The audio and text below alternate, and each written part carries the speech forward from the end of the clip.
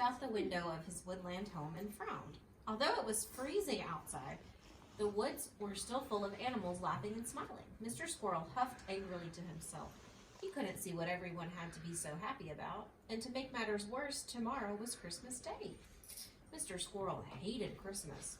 As far as he was concerned, there was only one thing worse than Christmas Day itself, and that was all those silly animals pretending to be nice to each other just because it was Christmas. He really couldn't see what they all had to be jolly about.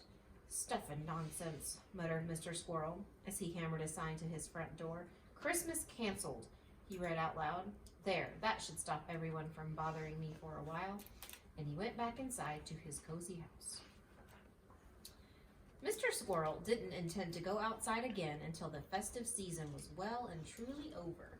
He was just sliding the bolts across the door when, tap, tap, there was a knock on the other side. Mr. Squirrel was furious. "Can't you read?" he shouted as he swung open the door and glowered at whoever had dared to knock. At first, he couldn't see anyone. Then he looked down and saw a tiny dormouse standing on his doorstep. It was Dinky Dormouse, who lived next door. He had a big smile on his face and a colorful card in his hand.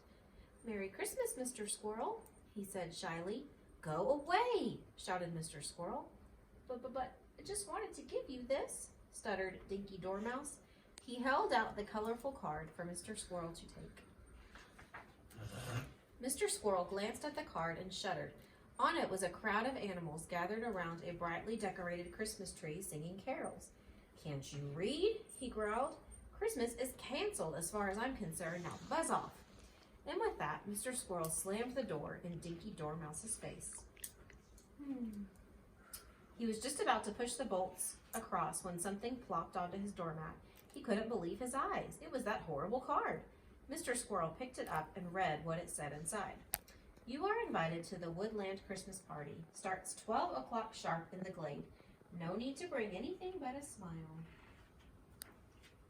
Mr. Squirrel was furious. How dare they invite him to their stupid Christmas party? Did they think he had nothing better to do than stand around in the cold with a bunch of animals he didn't know? He wrenched the door open and raced outside. Dinky Dormouse took one look at Mr. Squirrel's angry face and scampered away across the snow. "And don't come back," shouted Mr. Squirrel. And just to make sure that he didn't, he chased after him. But he hadn't gotten far when, he tripped over a twisted tree root and landed with a thud on the ground. "Oh no. Are you okay?" asked Dinky Dormouse, helping him to his feet. "Of course I am," snapped Mr. Squirrel. He was about to stomp away when he gave a yelp. Ouch! He had twisted his ankle and could barely walk. "Let me help you," said Dinky, and although Mr. Squirrel tried to wave him away, Dinky helped him back to his warm kitchen. "Now rest your foot on this stool," said Dinky, guiding him to his comfy chair beside the fire. Mr. Squirrel huffed and puffed, but it was no use. Dinky insisted on tending to his ankle. "Now doesn't that feel better?" said Dinky after he had wrapped Mr. Squirrel's ankle in a clean bandage. "I suppose it does," grunted Mr. Squirrel reluctantly. "Now I'll just make you a cup of acorn tea and I'll be on my way," said Dinky. And although Mr. Squirrel tried to tell him to go away, Dinky got to work making him a lovely cup of tea. As he busied himself in the kitchen, Dinky chatted away. Despite himself, Mr. Squirrel sank back into his chair and listened. Dinky told him all about his family and woodland friends and the fun they always had together, especially on Christmas Day. He even sang Mr. Squirrel one of the carols they enjoyed singing around the Christmas tree. What's he doing, Natalie? He's looking. He's getting curious. From time to time, Mr. Squirrel found himself asking a question about who was related to whom or who lived where. There was a lot that he didn't know about his neighbors. After a while, Mr. Squirrel started to get an odd, fuzzy feeling inside. It wasn't a feeling he'd had before. Suddenly, he realized he wasn't feeling grumpy. In fact, if he didn't know better, he'd think he was almost feeling happy. By the time Dinky said it was time to go, Mr. Squirrel didn't want him to leave. It was nice talking to somebody for a change. After he had gone, Mr. Squirrel wondered if perhaps he was lonely. Then he gave himself a good shake. Of course he wasn't lonely. After all, why would he want to waste his time babbling to a bunch of silly animals? That didn't get the acorns gathered or the dandelion root beer brewed. But no matter what he told himself, he went to bed with a warm, fuzzy feeling in his tummy. The next morning, Mr. Squirrel awoke with a tiny smile on his face. He felt so happy that he decided to go outside and take down his silly sign. As he tore it down, he saw something leaning up against the front of his door. It was a beautifully carved walking stick with an acorn for a handle. Look at the walking stick. Tied to it was a card saying, "Merry Christmas, love from your woodland pals." Mr. Squirrel's face broke out into a big grin. It was the first Christmas present he had ever received. "It's just what I need," he said to himself. How thoughtful. Later, when he was counting his acorns, Mr. Squirrel found himself humming an unfamiliar tune. "What is that?" he asked himself. Then he stopped humming as he remembered. It was the Christmas carol that Dinky had sung to him the previous evening. Mr. Squirrel laughed at himself. He must be getting soppy in his old age. Later that day, Mr. Squirrel was dusting the mantelpiece when he saw something poking out from behind the mirror. It was the invitation to the woodland party. Dinky must have put it there before he left. Mr. Squirrel pulled it out and read it thoughtfully to himself. "You are invited to the woodland Christmas party. Starts 12 o'clock sharp in the glade. So no need to bring anything but a smile."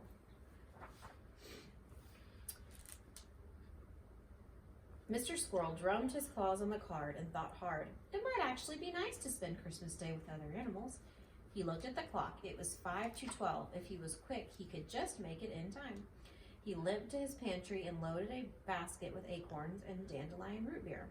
Then he limped to a chest he kept hidden beneath his bed and dug out a sack of toys that he hadn't played with since he was a little squirrel. He had decided that he could take a smile to the party and lots more besides.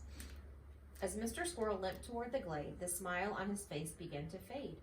What if he wasn't welcome at the party? After all, he was a grumpy old squirrel. He was always shouting at the other animals for making too much noise or getting in his way when he was up collecting acorns. He slowed down and was about to turn away when he heard somebody calling him. It was Dinky Dormouse. "You came!" cried Dinky. "We hoped you would." He rushed forward and helped Mr. Squirrel with his load. "What do you have here?" laughed Dinky. "You didn't need to bring anything. We just wanted you to come and enjoy yourself." "And so I will," said Mr. Squirrel, "but I thought I'd bring some food and drink and toys for the children. It is Christmas after all. Oh, and thank you for my lovely present. It's just what I need." Aww. Before Mr. Squirrel could take another step, a sea of smiling faces surrounded him. Soon Mr. Squirrel was chattering away to all the animals as if he did it every day of the week. Once he'd met everyone and even played a few games of Hunt the Acorn, a small bunny came up to him and tugged at his paw. "Excuse me, Mr. Squirrel," squeaked the bunny, "but you're not really grumpy, are you?" Everyone gasped, and silence fell over the glade. Surely, if anything was going to make Mr. Squirrel angry, that was. But they needn't have worried. Mr. Squirrel began to chuckle silently. Then he began to laugh out loud. Soon he was laughing so much that he had to hold his sides. One by one, everyone else joined in. Soon the woodland glade was filled with happy laughter. Eventually, Mr. Squirrel managed to stop laughing long enough to answer the little bunny. "No, I'm not grumpy," he smiled. "Not anymore." Later, after everyone had had their fill to eat and drink, Mr. Squirrel handed out the toys to the children. As each one thanked him and planted a wet kiss on his cheek, he felt warm and fuzzy inside. Spending Christmas with others really was great fun. "I just have one more thing to say," he said, raising a drink in his paw, "and that is Merry Christmas, woodland friends." And from that day on, Mr. Squirrel always shared Christmas with his woodland friends. Aww. Merry Christmas. We wish you Merry Christmas. We wish you Merry Christmas and a Happy New Year.